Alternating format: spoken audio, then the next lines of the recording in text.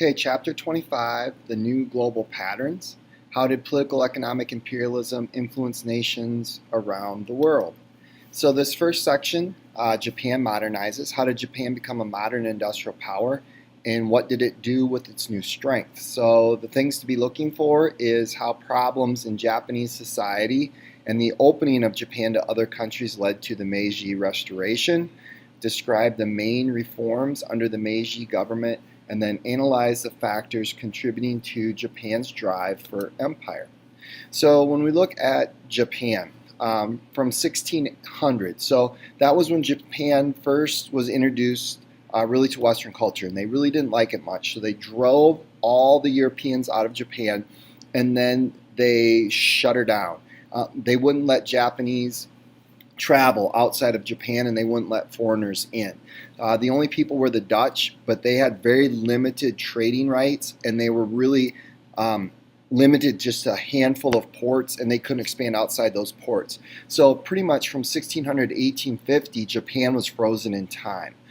Now, one of the things about this is even though they were frozen in terms of society and culture, their economy did modernize. It did go from a feudalistic one to one that is more urban, people living in cities, and more merchants and businessmen were growing in wealth. The problem is society didn't change. Like I said, it was frozen in time. And so these people, like for example, the daimyos, the landowners, the problem they're running into is back in the 1600s, if you owned land, you were wealthy. By 1850, land wasn't what created wealth. Money is what created wealth. So these daimyos were economically poor. They couldn't buy anything. And the same goes for the samurai. The samurai didn't have enough money to survive, and the merchants have all kinds of money. For the merchants, they're not very happy with the way things are because they're at the bottom of the totem pole in society. They have no political rights, but their wealth is increasing all of the time. What the government does in response to this is they try and get people to go back to the old ways. They try and get people to go back from being businessmen to being farmers. And there's just no way of turning back the clock. So now what we're going to see is this external pressure and these internal pressures are going to build, and it's going to cause change.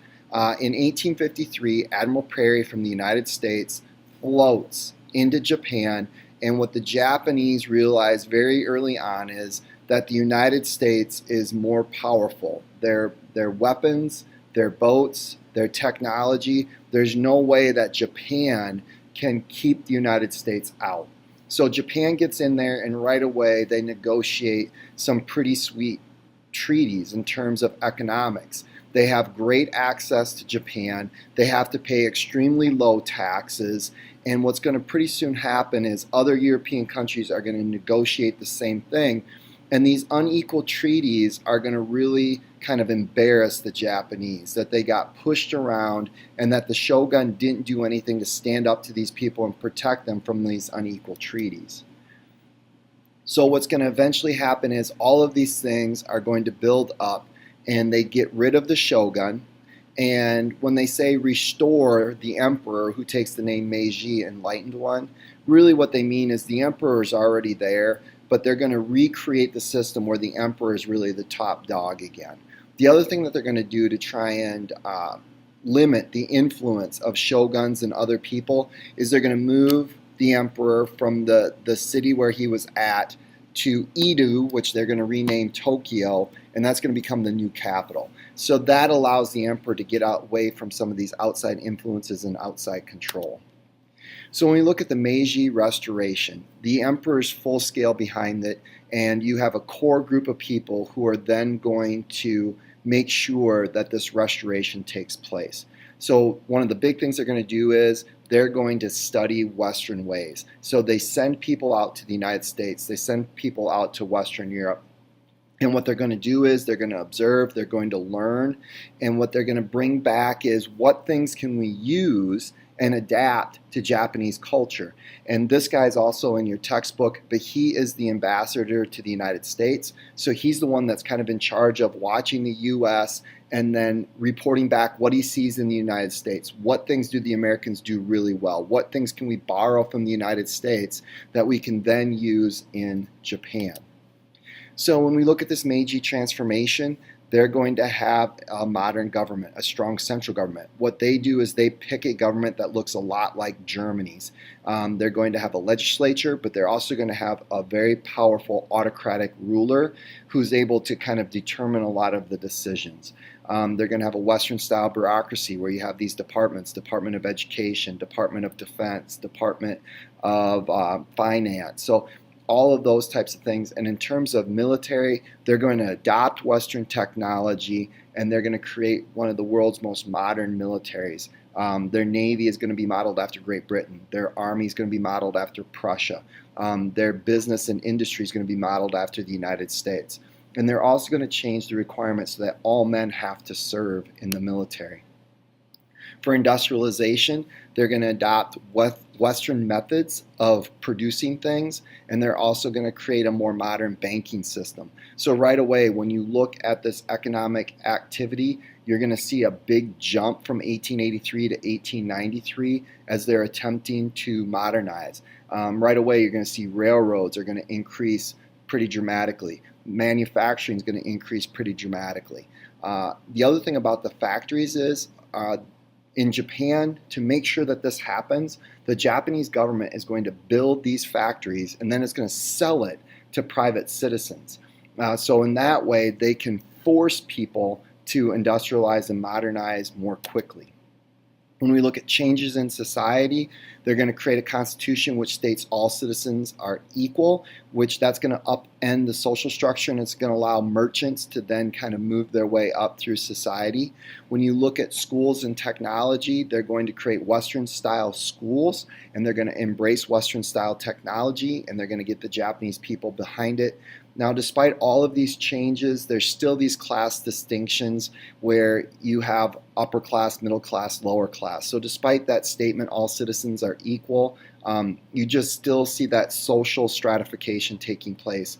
And even though women should have gained all equality, they were still pretty limited in their rights. When we look at the amazing success of Japan, one of the things is a homogeneous society. They're all from the same place. It's an island nation, so there aren't people from other places, and so they're able to kind of create this national unity that's maybe a little bit more difficult in some other places around the world. The other thing is they had already begun to modernize their economy prior to this, so they're able to build on the growth that had already existed instead of starting all over from scratch.